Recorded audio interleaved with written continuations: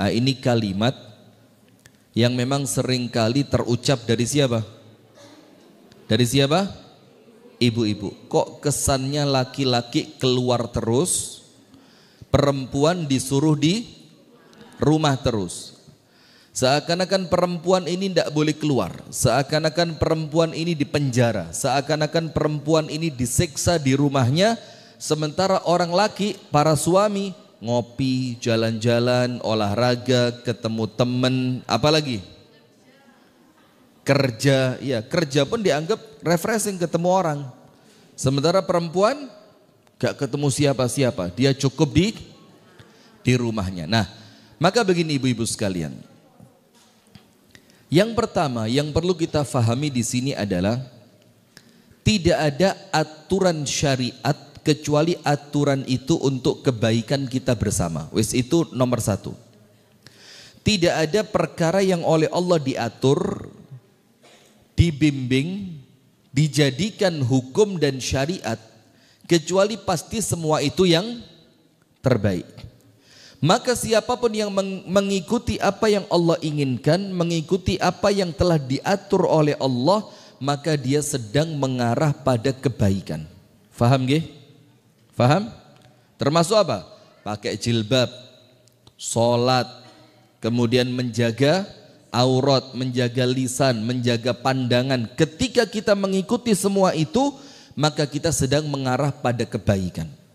Maka itulah salah satu pengertian dari apa yang Allah firmankan di dalam surat Thaha. Dalam surat apa?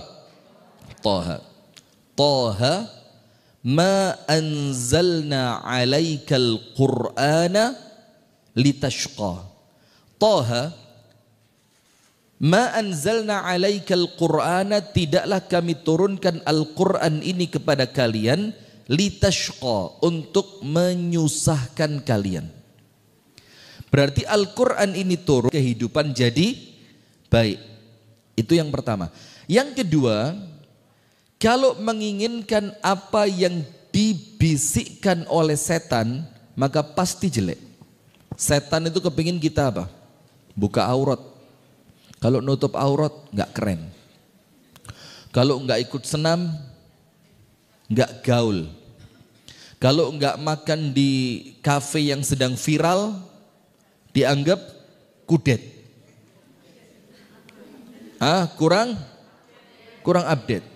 Kalau belum foto di tempat-tempat yang ngehit, dianggap gak rekreasi. Nah, maka setan senantiasa bisiki. Apa bisikannya setan? Ayo keluar, jalan-jalan. Suami gak mau nganterin, kan punya temen. Kalaupun gak punya temen, kan ada Grab. Kalau nggak ada Grab kan bisa nyetir motor sendiri. Kalau nggak bisa nyetir motor sendiri kan bisa bawa sopir, macam-macam. Itu yang diinginkan oleh siapa? Oleh setan. Sehingga yang perlu kita fahami, ketika Allah menginginkan kebaikan, berarti yang diinginkan oleh setan itu apa? Keburukan. Maka setan itu ketika Allah tetapkan bahwa dia menjadi penghuni neraka, dia minta apa? Rabbi anzirni ila yaumi yub'atsun. Ya Allah, kasih saya jeda waktu. Saya rela masuk neraka, tapi tolong saya diberi waktu. Mau apa dia? Saya mau menyesatkan semua manusia, saya mau jadikan mereka teman-teman saya yang akan menemani saya kelak di neraka apa surga? Neraka apa surga? Berarti kalau ikut setan, mau nemani setan di mana? Neraka. Itu poin yang kedua. Tapi sayangnya ibu-ibu, setan ini wujudnya bukan cuma dari bangsa jin. Ada setan berjilbab, ada setan berjenggot, ada setan, lo ya apa? Bukan cuma saya tuh yang jenggotan, nah itu. Ada setan yang nampaknya berjilbab, ada setan yang nampaknya berjenggot, nampaknya kelihatannya baik, padahal dia boleh jadi setan itu, Bu, mohon maaf adalah besti Anda. Boleh jadi setannya itu adalah tetangga Anda. Boleh jadi setannya itu teman senam Anda.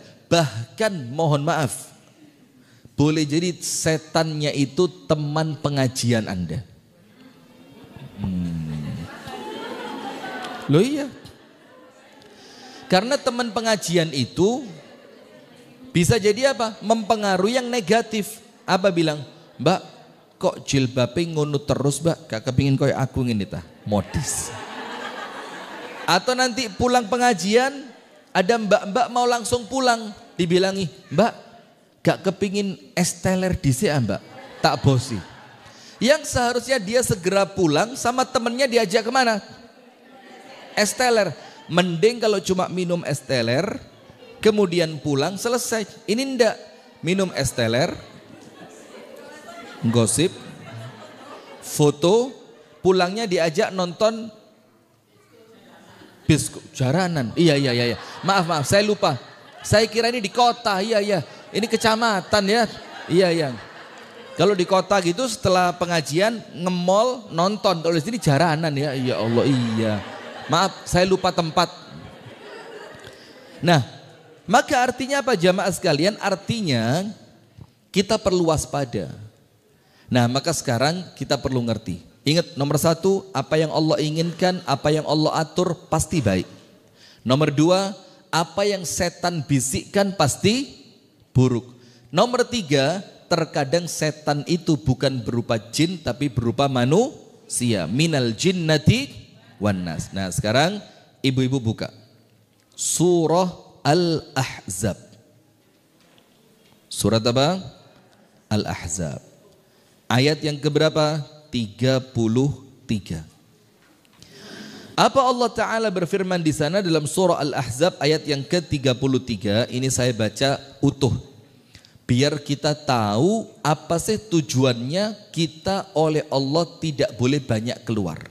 Kecuali kalau memang ada keperluan seperti berobat atau memang acara-acara yang tidak mungkin ditinggalkan seperti pengajian rutin ikhwam seperti ini, atau kemudian acara silaturahim keluarga atau acara yang memang tidak bisa ditinggalkan. Supaya kita ngerti ternyata yang Allah aturkan untuk kita itu ada tujuannya. Ada apa? Tujuan. Ibu-ibu tulis dulu, tulis. Ada dalam Islam ini namanya maqasid syariah. Tulis, maqasidus syariah. Ada berapa maqasidus syariah itu? Ada 5. Ada berapa? 5. Nomor 1. Tunggu dulu. Apa artinya maqasidus syariah? Tujuan dari adanya syariat.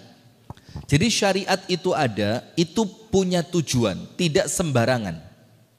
Maka maqasid asy-syariah ada berapa? Tujuan diadakannya aturan-aturan syariat. Itu tujuannya ada 5. Ini tujuan besar. 5 poin besar tujuan adanya syariat. Disuruh ini, disuruh itu, tidak boleh ini, tidak boleh itu, caranya begini, tidak boleh dengan cara seperti itu. Itu tujuannya ada 5. Ngatur hidup kita ini dengan 5 tujuan primer. Nomor 1, hifdzuddin, menjaga agama. Jadi syariat itu ada, tujuan utamanya apa? Menjaga agama. Biar agama ini tidak rusak. Kalau tidak ada syariat, nanti agama itu dibikin sakarpe dewe, maka diatur. Orang yang menghina agama hukumnya dipancung.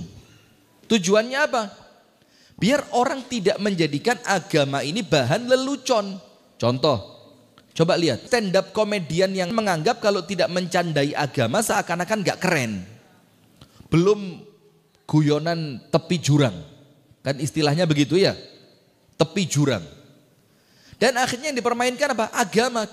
Syariat jilbab dibikin guyonan, cadar dibikin candaan, jenggot dibikin hinaan, poligami dipermainkan. Padahal biasa saja.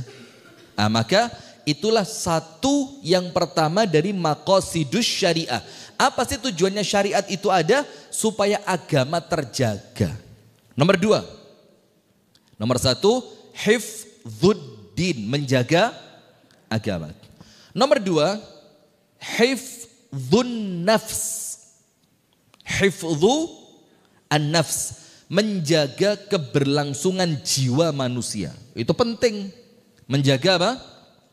An-nafs, keberlangsungan kehidupan manusia. Maka dalam Islam tidak boleh bunuh orang sembarangan. Boleh apa enggak? Tidak boleh.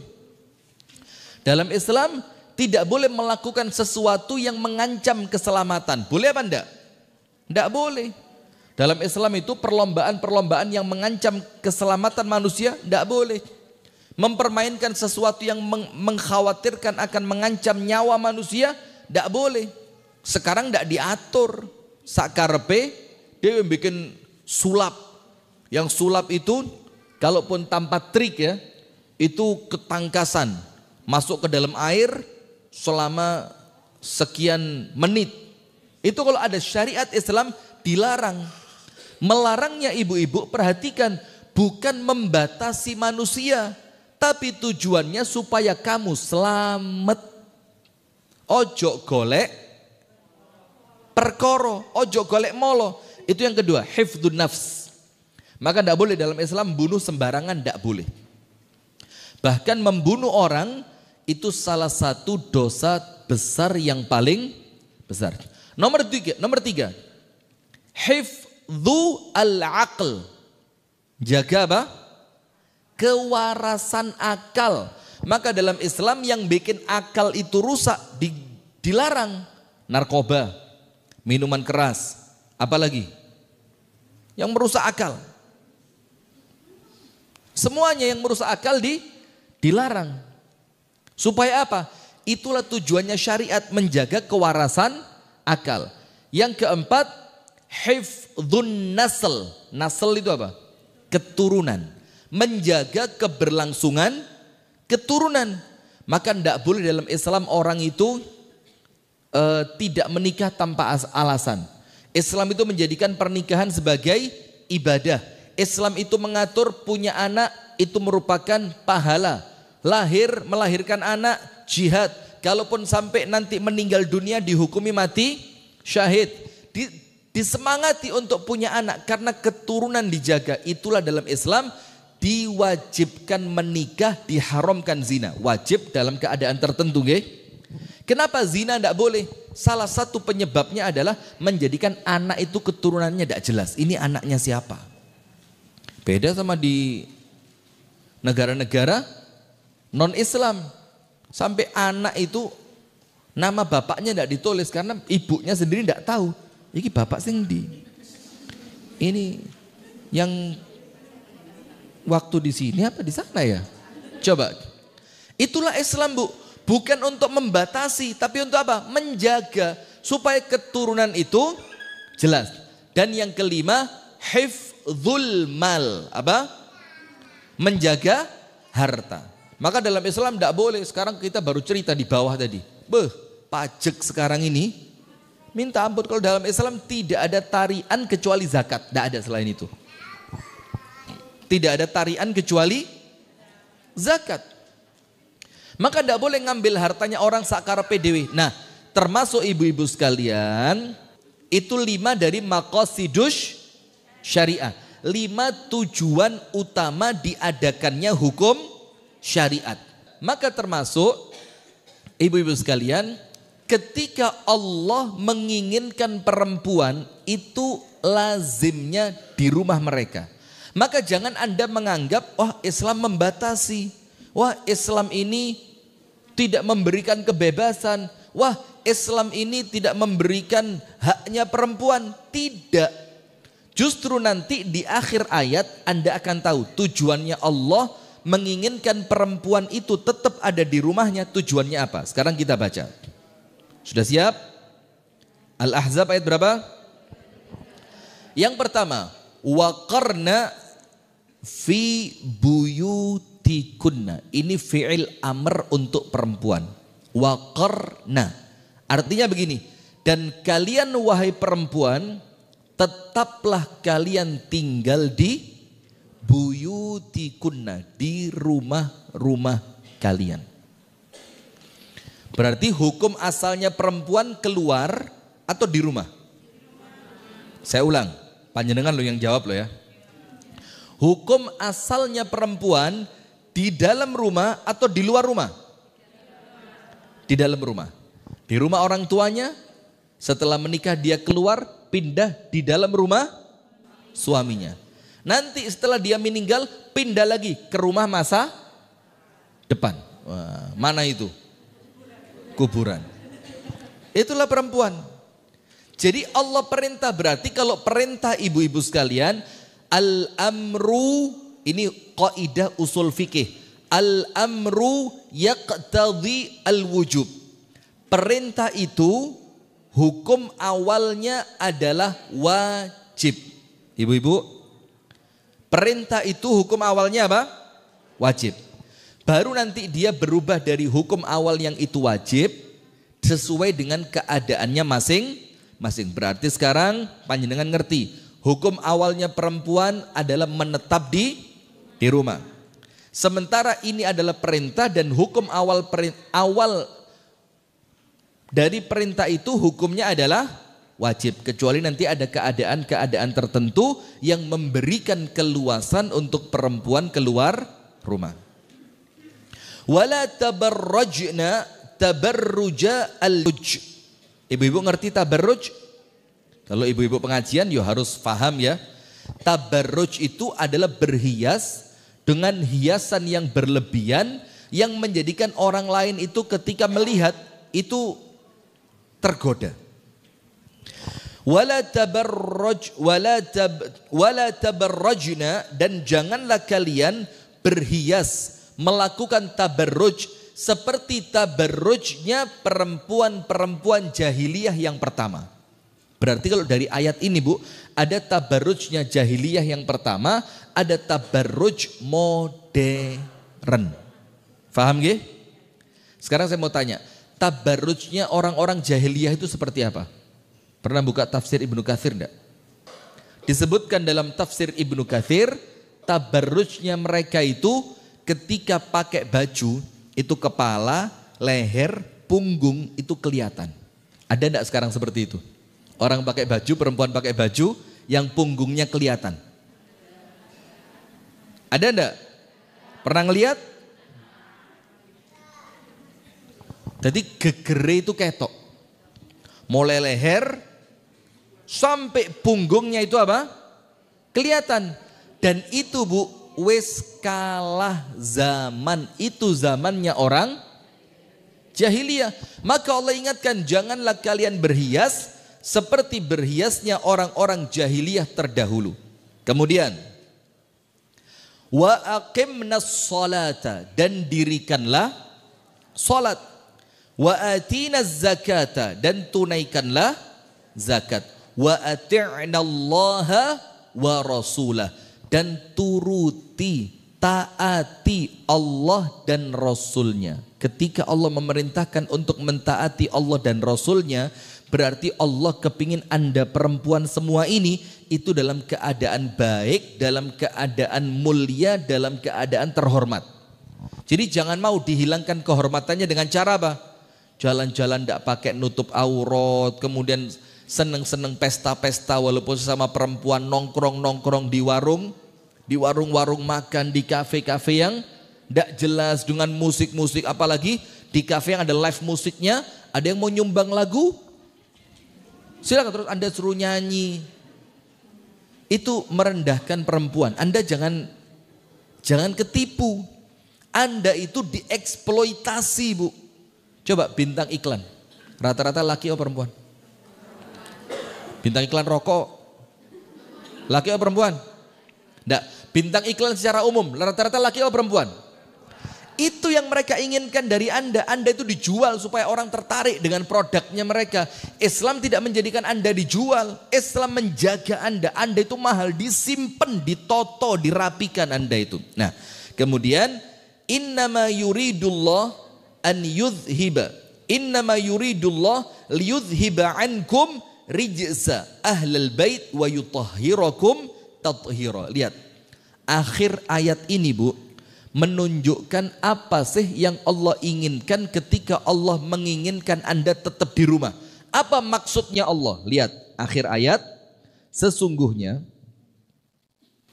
yang Allah inginkan, kalimat innama itu dalam bahasa Arab adatu hasrin, yang menunjukkan arti hanya. Apa artinya? Jadi tidaklah yang Allah inginkan kecuali hanya. Itu loh arti ayat ini. Jadi Allah tidak kepingin apa-apa dari Anda kecuali hanya apa? Menghilangkan dari kalian dosa kalian. Nah seakan-akan Bu, kalau keluar rumah itu memunculkan menghasilkan menyebabkan. Maka ketika Allah menginginkan itu untuk Anda, ojo metu, tetaplah tinggal di rumah. Maka yang Allah inginkan apa? Supaya kalian tidak berdosa. Supaya dengan tetap tinggal di rumah itu, dosa kalian hilang. Supaya dengan tetapnya kalian tinggal di rumah, kalian tidak banyak keluar, itu supaya kalian tidak memunculkan, menimbulkan, menyebabkan dosa kalian maupun orang lain. Tidak ada yang Allah inginkan kecuali itu. Dan kemudian wa yudhiba ankum ar-rijsa. Dan Allah ingin membersihkan kamu dari apa? Rijsa itu kenistaan. Sesuatu yang nista. Karena kalau perempuan sudah keluar, mohon maaf loh nggih, jujur Bu, wong wedok kabeh podo. Lek metu mesti kepingin ketok ayu. Iya apa enggak? Kalau sudah keluar, kepinginnya apa? Maka kalau ngajak perempuan keluar, wih, ya makan hati betul. Wong lanang nggih kelambi metu, bahkan gak adus pun dadi. Tanya Abu Sanum itu, belum mandi pun bisa keluar dia. Itulah normalnya perempuan. Allah tahu apa enggak kalau Anda keluar Anda kepingin kelihatan cantik? Allah tahu. Maka karena Allah tahu, Allah ingin menyelamatkan Anda. Maka daripada Anda keluar, dan kalau sudah keluar kepingin kelihatan cantik, kepingin kelihatan bagus, kepingin kelihatan pantas, akhirnya apa? Normal, kepingin dilihat. Kepingin apa? Dilihat. Kalau kepingin dilihat, mesti apa? Dia akan melakukan sesuatu yang apa? Menarik supaya dia betul-betul dilihat. Maka karena Allah tahu yang seperti itu, maka Allah berusaha menyelamatkan Anda semua dengan cara apa? Maka lebih aman jangan keluar. Wa yutahhirakum tathira. Dan Allah ingin membersihkan kalian, mensucikan kalian sesuci-sucinya. Faham Al-Ahzab 33? Nomor 1, apa yang Allah minta dari panjenengan? Tetap di rumah. Berarti hukum awalnya perempuan di dalam rumah atau keluar rumah? Dalam rumah. Arti hukum awalnya perintah adalah wajib. Kecuali nanti ketika ada keadaan yang menjadikannya harus keluar. Nomor 2, apa yang Allah inginkan ketika Anda itu tidak keluar rumah? Apakah ingin mengekang Anda? Membatasi Anda? Mempersulit Anda? Ternyata tidak. Yang Allah inginkan apa? Menjauhkan dari dosa, membersihkan dari kenistaan, dan mensucikan sesuci-sucinya. Nah berarti ketika Allah melakukan semua itu untuk Anda semua Bu, menjadikan ini syariat, berarti tidak terlepas dari yang maqasid syariah yang 5 tadi. Menjaga agama Anda, menjaga akal Anda, menjaga semua yang terbaik dari apa yang Anda miliki. Nah sekarang lihat, Rasulullah SAW bersabda dari hadis yang sahih riwayat Al-Imam At-Tirmidzi. Ibu-ibu perhatikan. Kalau ngaji begini Bu, mek dirungokno tok yo eman. Tapi ngaji seperti ini harus menjadikan kita lebih baik. Menjadi oh ternyata begitu. Berarti mulai apa? Ikhtiar untuk diamalkan. Panjenengan perhatikan. dalam hadis riwayat Al-Imam At-Tirmidzi. Dalam hadis riwayat Imam Tirmidzi, Rasulullah Shallallahu Alaihi Wasallam bersabda dari hadis sahabat Abdullah bin Mas'ud. Dari sahabat siapa? Abdullah bin Mas'ud. Dia mengatakan, An Abdullah ibni Mas'udin, anin Nabi Shallallahu Alaihi Wasallam qala. Dari sahabat Abdullah bin Mas'ud radhiyallahu anhu, an Nabi Shallallahu Alaihi Wasallam bersabda, al mar'atu auratun. Perempuan itu apa, Bu? Aurat. Berarti Rasul tidak mengatakan tangannya aurat, rambutnya aurat, kakinya aurat, betisnya aurat. Enggak. Tapi Rasul mengatakan al mar'atu auratun. Jadi perempuan itu, panjenengan itu ibu-ibu sekalian, intinya Anda itu aurat. Mau pakai jilbab, tidak pakai jilbab, mau pakai cadar, tidak pakai cadar. Pokok kalau Anda keluar, Anda kudu ngerti saya ini aurat. Maka sampai muncul syariat apa? Suaranya perempuan itu dijaga. Jangan kalau telepon dengan orang yang bukan mahram, itu jangan dengan suara yang lemah, mendayu-dayu. Harus dengan suara yang tegas. Tapi tegasnya bukan seperti lapor komandan, siap. Lanjutkan, ya enggak begitu, tapi tegas itu maksudnya jangan sampai menimbulkan perasaan laki-laki itu seperti Anda goda. Jadi kalau telepon yang wajar saja. Kalau seperti ceramahnya Dr. Aisyah Dahlan, itu hanya untuk siapa? Suami. Lihat ceramahnya Aisyah Dahlan yang itu. Jadi suami itu kalau telepon istri dan nadanya istri itu datar, itu suami di otaknya itu orang lain. Jadi kayak, tapi ketika suami tanya lagi di mana? Di rumah. Itu baru si suami merasa ini istri saya ini. Sudah. Ingat Rasulullah bersabda, al mar'atu auratun. Perempuan itu apa? Berarti panjenengan apa, Bu? Oh yang di belakang, panjenengan apa, Bu? Aurat. Berarti kalau aurat, saya mau tanya, boleh dilihat enggak? Boleh dipegang enggak? Boleh diumbar enggak? Intinya kalau Anda ngerti Anda itu aurat, berarti kurangi semaksimal mungkin. Ketika tidak ada keperluan, jangan keluar rumah. Setuju? Wah. Setuju? Nah, diikhtiarkan ya. Ikhtiar semaksimal mungkin. Karena apa, Bu? Kalau kita ikhtiar, Allah kasih kemudahan. Kemudian, setelah Rasul mengatakan perempuan itu aurat, berikutnya yang bahaya, Bu. Ini loh, terakhirnya yang bahaya. Idza kharajat, kalau perempuan yang dia itu aurat sudah keluar rumah, apa yang terjadi? Fa idza kharajat, kalau dia sudah keluar rumah, istashrafaha asyaitan. Maka oleh setan, ini maknanya ada dua. Istashrafaha asyaitan, perempuan itu kalau sudah keluar sama setan di istishraf, itu istishraf artinya apa? Dua. Nomor satu, gini loh, Bu. Diintai. Sama perempuan apa? Diintai. Jadi setan itu ngenteni, Bu. Kapan keluarnya ini perempuan? Kalau sudah keluar, dibidik sama dia. Ini mangsa saya. Wes, digawe lek melaku diatur. Terus apa lagi? Macem-macem.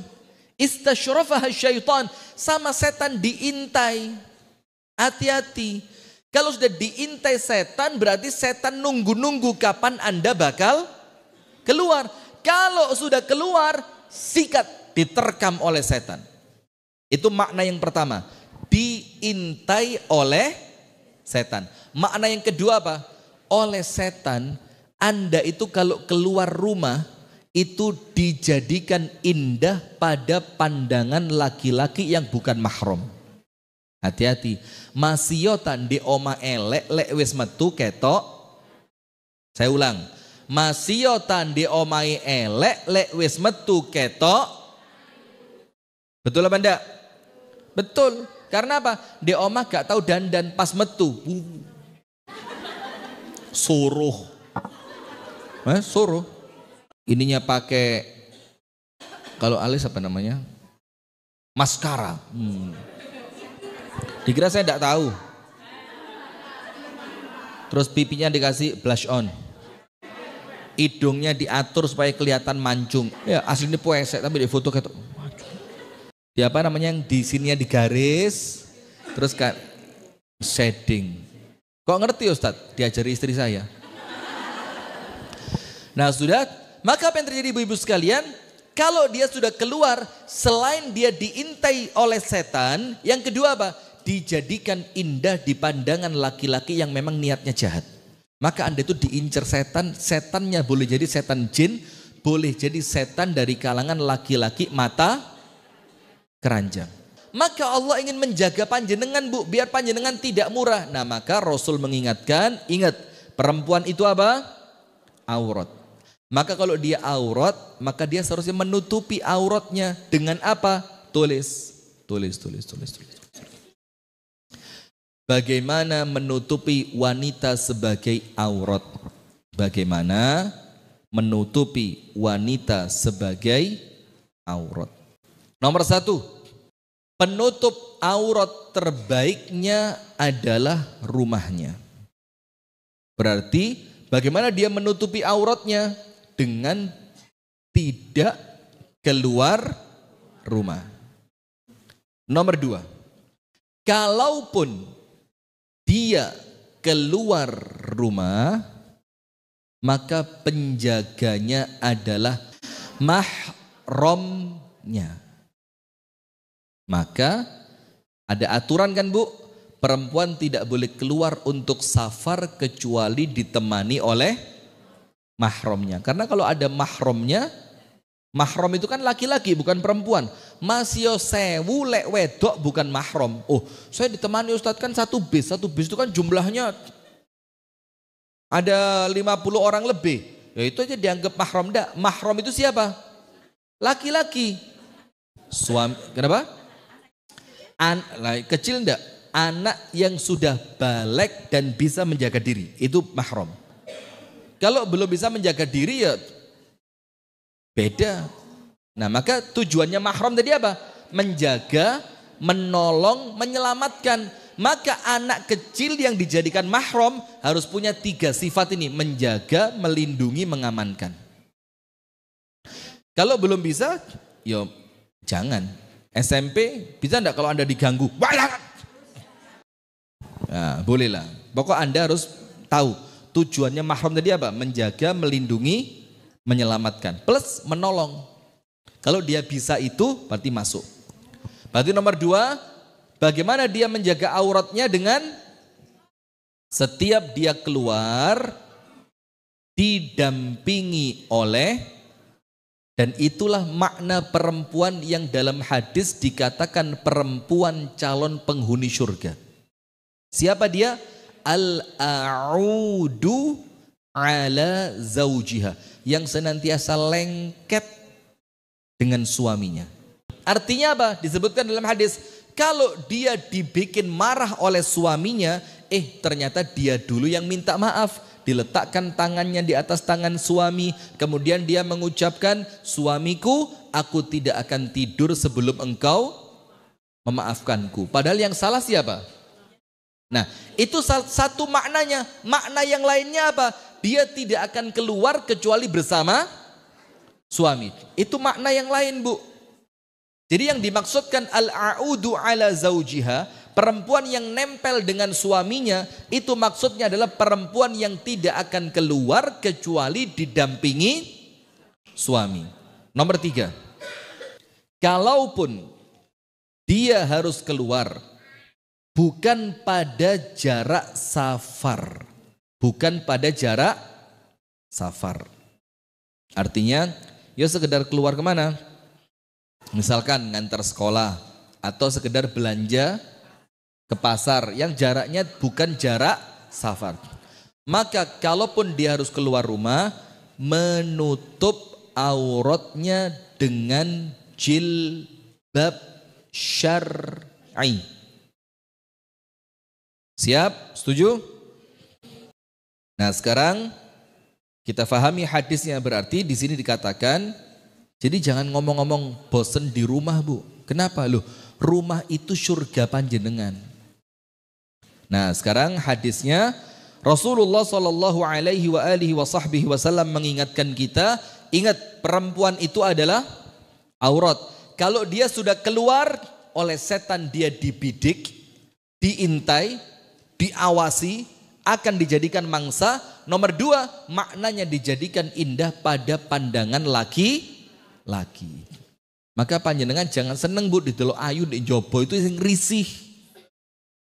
Ketika ada laki-laki ngelihat itu jangan, pasti, aku cantik.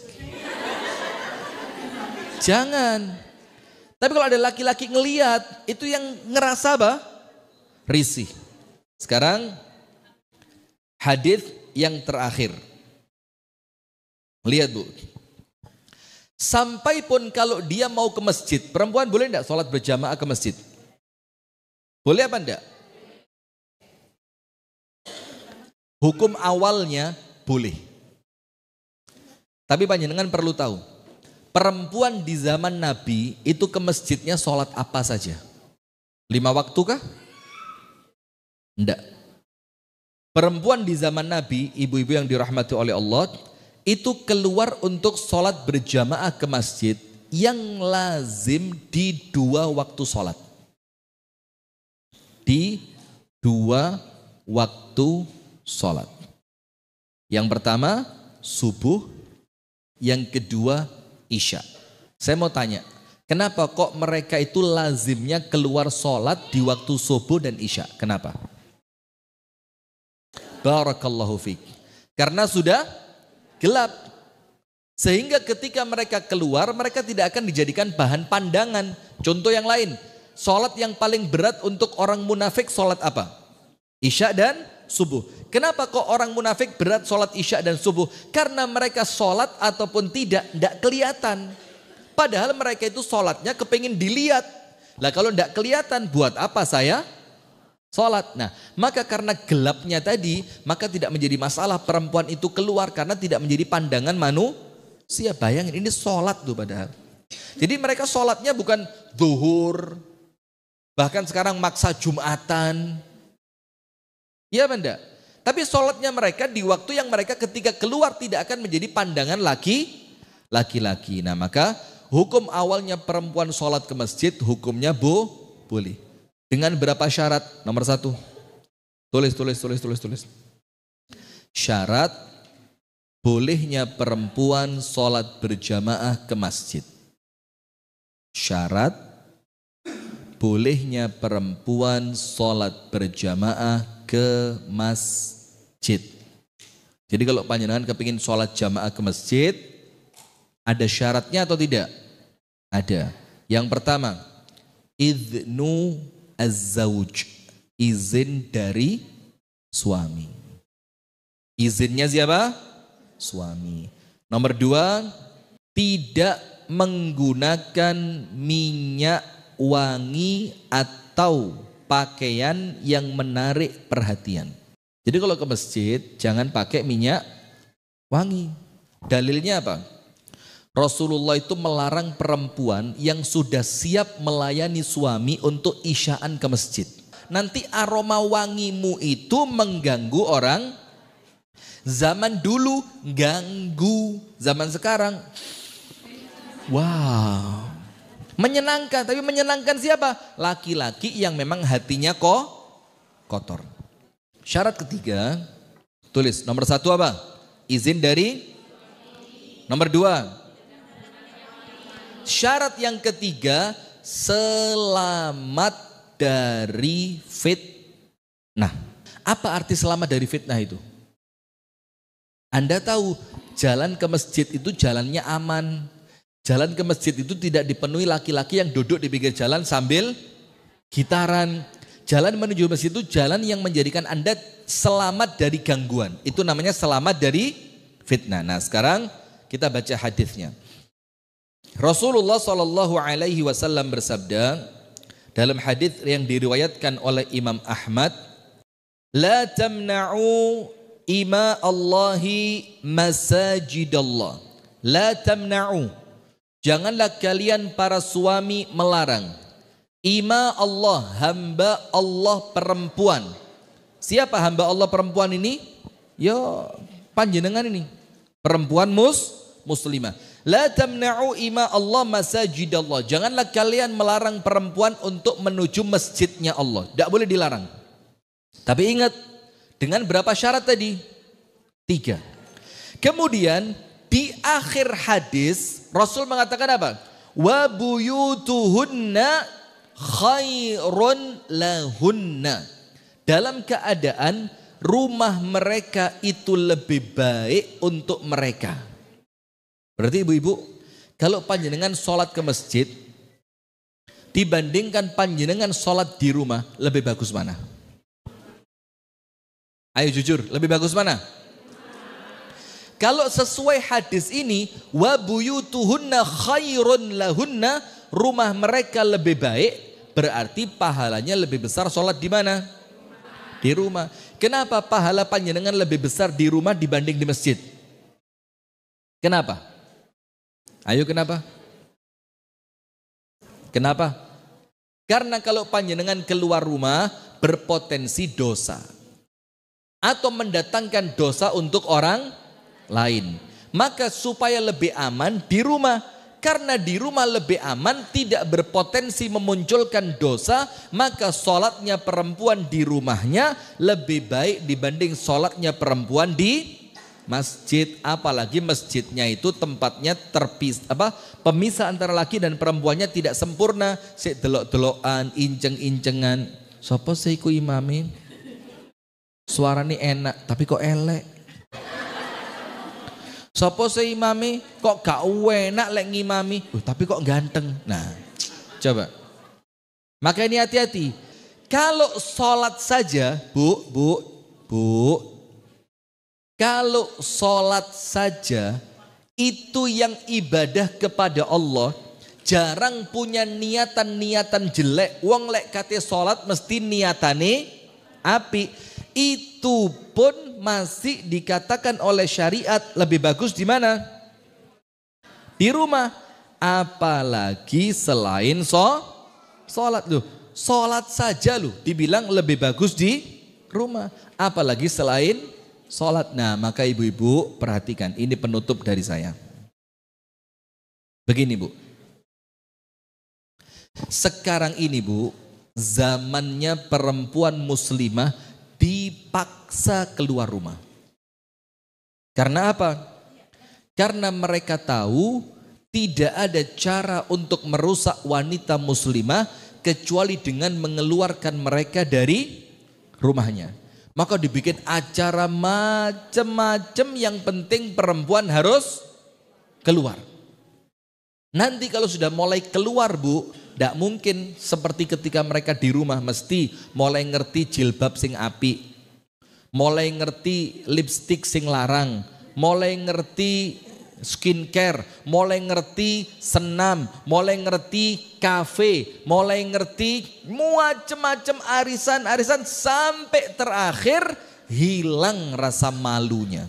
Hilang apa? Rasa malu. Padahal Amirul Mukminin Umar mengatakan apa? Seburuk-buruknya perempuan itu al-afla'. Seburuk-buruknya siapa? Perempuan. Apa itu afla'? Perempuan yang tidak malu kepada laki-laki. Gak duwe izin mbek wong lanang. Kapan itu terjadi? Ketika perempuan sudah mulai berani keluar rumah, terbiasa keluar rumah, akhirnya keluar rumah itu menjadi passionnya, akhirnya ketemu siapapun tidak lagi malu. Nah, maka dengan itu ibu-ibu sekalian, ayo bismillah, jadikan rumah itu terasa nyaman. Penutup, bagaimana menjadikan rumah itu nyaman? Bukan dengan hiasannya, bukan dengan perabotnya, bukan dengan kemewahannya, tapi dengan ibadah. Menjadikan rumah nyaman dengan apa? Ibadah. Salat yang banyak di rumah. Pakai baca Al-Quran yang istiqomah di rumah. Zikir pagi dan petang, baca di rumah. Senantiasa berdoa di rumah. Kalau rumah itu dipakai ibadah, rumah akan dipenuhi oleh siapa? Rumah kalau dipakai ibadah dipenuhi siapa? Malaikat. Kalau rumah dipenuhi malaikat, hati terasa apa? Nyaman, tenang, tidak pengen keluar. Tapi kalau di rumah nonton gosip, di rumah tidak dipakai ibadah, di rumah senantiasa buka Instagramnya artis-artis terkenal, tidak tahu taat kepada Allah, malaikatnya keluar diganti siapa? Setan. Kalau diganti setan lama-lama tidak betah di rumah. Barakallahu fikum. Sekarang ada satu pertanyaan. Ustadz, kalau harus keluar rumah karena untuk membantu ekonomi keluarga. Kalau suami tok tidak cukup. Itu kan pertanyaannya kan? Nah maka Islam tidak melarang perempuan bekerja. Tidak. Tapi tentu ada beberapa koridor syariat yang tidak boleh dilanggar. Nomor satu, pekerjaannya harus memang pekerjaan yang lazim dilakukan oleh perempuan. Yang pas. Jangan pekerjaan yang tidak lazim. Nomor dua, ketika keluar rumah untuk bekerja, aurat harus tertutup dengan sempurna. Maka jangan bekerja dengan tuntutan buka aurat, jangan. Apalagi jadi paskibraka. Oh, tadi paskibraka yang buka aurat, apa pentingnya? Ya, harus menutup aurat dengan sempurna. Nomor tiga, di tempat kerja itu tidak rentan ikhtilat bercampur baur laki dan perempuan. Dan yang keempat, tidak melalaikan pekerjaan rumah tangga. Dan yang kelima, tentu setelah mendapatkan izin dari suami. Barakallahu fikum. Itu yang dapat kami sampaikan. Dan ibu-ibu sekalian, ini ada ladang jariah